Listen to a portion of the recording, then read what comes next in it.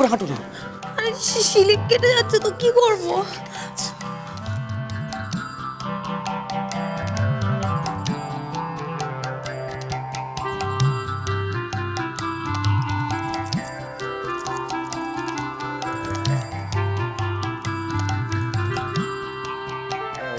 দাদা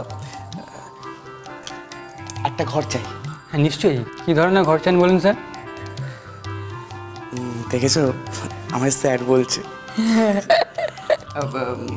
কিরকম ঘর মানে? মানে আপনি সি ভিউ চান, না গার্ডেন ভিউ চান, না রোড ভিউ চান? সেগুলো কি? মানে স্যার আপনি যে ঘরটায় থাকবেন তার জানলার পর্দা সরিয়ে আপনি কি দেখতে চান? সমুদ্র, বাগান, না রাস্তা? দেখুন ভাই, যে ঘরটা সস্তায় হবে আর কি, ওই আমি জানলা খুলে গোয়াল ঘরও দেখতে রাজি আছি, যেন ব্যাপারটা একটু সস্তায় হয়। আবার সেই সস্তা সস্তা শুরু করো তো তুমি।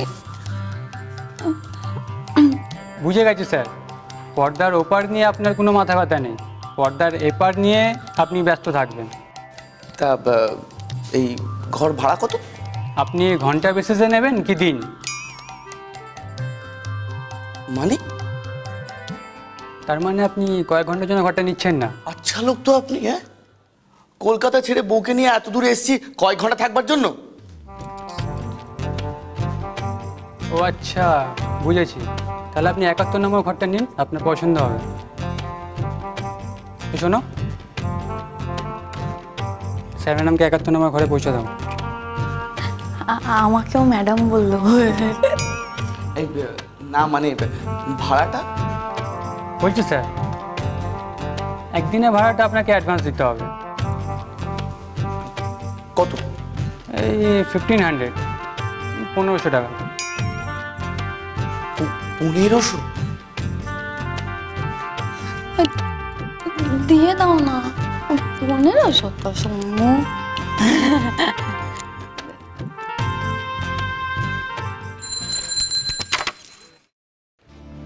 আচ্ছা, পুরো ব্যাপারটা তো কাকতালীয় হতে পারে, জাস্ট একটা কোইন্সিডেন্স। কিন্তু কেন আজ হঠাৎ কাকুলি ওই হসপিটালের নামটাই বলল? ওই নামে যদি কোনো হসপিটাল না থাকে তাহলে কাকুলির দিদিমা কি করে? কেন কাকুলি মিথ্যে বলল? আর যদি মিথ্যে বলেই থাকে তাহলে কেন ওই হসপিটালের নামই তার মনে এলো? কি অদ্ভুত, দুটো ব্যাপারে কাকুলির নাম জড়িয়ে, সেদিন একটা, আজকেরটাও। সুন্দরী, সুন্দরী, হ্যাঁ গো বলো। সুন্দরী, কাকুলির দিদিমা যে হসপিটালে ভর্তি সেই হসপিটালের নাম্বার তোমরা কেউ রেখেছো? হাসপাতালের নাম্বার? কই না তো। কেন গো? না, ভাবছিলাম খবর নেব। ও তা ও বড় বৌদি, এক কাজ করো না, ওই মেজদার মোবাইলে একটা ফোন করে নাও না। ঠিক আছে, তুমি যাও। আচ্ছা।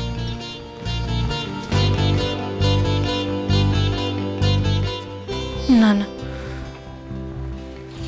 একটা সন্দেহের বশে এত বড় অভিযোগ মনে আনাও ঠিক নয়। আমাকে আমার মতো করে সব সত্যি খুঁজে বার করতে হবে, তার আগে কাউকে কিছু বলবো না। বাবা, এতক্ষণে মনে পড়লো তাহলে? কি করছিলে? কি আবার করব, একজন তো আমাকে ভুলেই গেছে। আমিও তেমনি বোকার মতো তার কথা ভাবছিলাম, তার ফোনের জন্য ওয়েট করছিলাম। আর অপেক্ষা করে থাকতে হবে না ম্যাডাম। এই যাও তো, তাড়াতাড়ি রেডি হয়ে নাও। যাও যাও, ওঠো ওঠো, যাও। কেন? কেন আবার? বেরোতে হবে তো নাকি? বেরোবো? কোথায়? কোথায় আবার? মুভি দেখতে। আচ্ছা শোনো, আমি দুটো টিকিট কেটে ওখানে ওয়েট করব। তুমি এই তো এখন, আচ্ছা মোটামুটি 5:30টার মধ্যে চলে এসো, কেমন? Movie great. দ্য ওয়ে কোন হলে? এই মাল্টিপ্লেক্সে তো? Yeah obviously.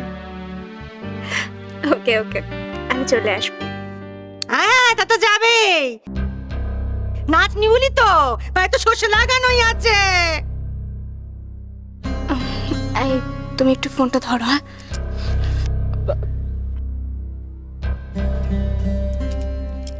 সপ্তাহখানেক আগে তো ফোনটা কানে ধরা হয়েছিল, এতক্ষণ নামানোর সময় হলো না।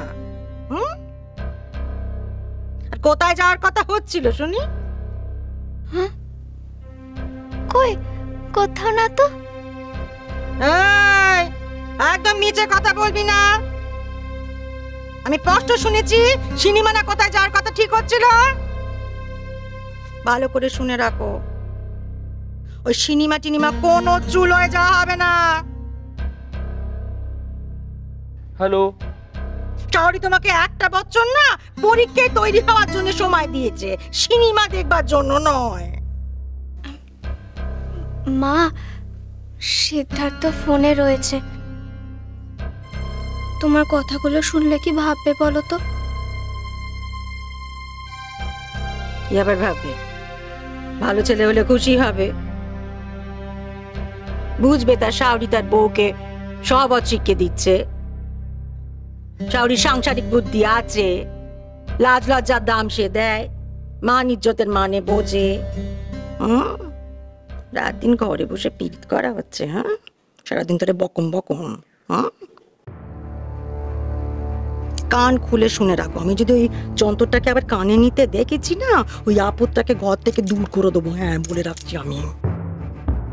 হ্যালো, আমার হচ্ছে যত জ্বালা, একটা বছরই আপদকে এখন গলায় ঝুলিয়ে বসে থাকতে হবে। না পারবো গিলতে, না পারবো ফেলতে। ভেবেছিলাম মনে মনে বিয়ে দিয়ে বিদে করবো না, এত সুখ তো আমার কপালে সইবে না। ঘোরাঘুরি, কথাবার্তা, সিনেমা দেখা সব যদি বিয়ের আগে সেরে ফেলো, তো বিয়ের পরে কি করবে মা গো? মা আমি তো চুপ! আর একটা কথাও নাই, আমি পরিষ্কার করে বলে দিচ্ছি, কিন্তু আমি ওটা নিয়ে যদি ঘন্টার পর ঘন্টা কানে নিয়ে বসে থাকতে দেখেছি না, ভালো হবে না কিন্তু। অকুতবেলায় নিয়ে ঘর সারা জন্ম চলে মর, মানুষ আপত্তি সামলাতে পারছি না, জন্তু জুটেছে আমার কপালে।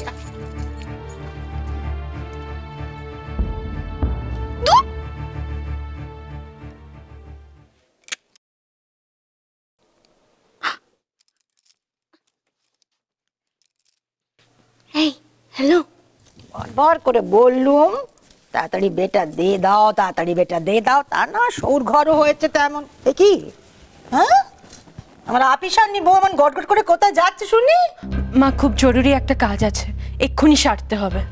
কি এমন জরুরি কাজ এক্ষুনি সারতে হবে? কাজটা হয়ে যাক, তারপর সব আপনাকে বলবো। কেন গো বড় বৌদি, কি এমন কাজ যে বলেই যাওয়া যাচ্ছে না? মা, আমি তাড়াতাড়ি ফিরে আসবো, এখন যাই। এসো।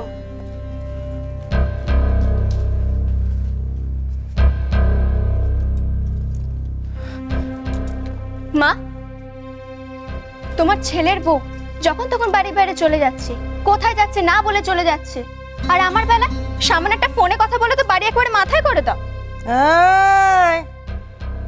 সিদ্ধার্থ তোকে আশীর্বাদ দিতে আংটি, ফোন এগুলোর সঙ্গে জীবের একটা ইঞ্জিনও দিয়েছে বুঝি, মুখ তো খুব ছুটছে।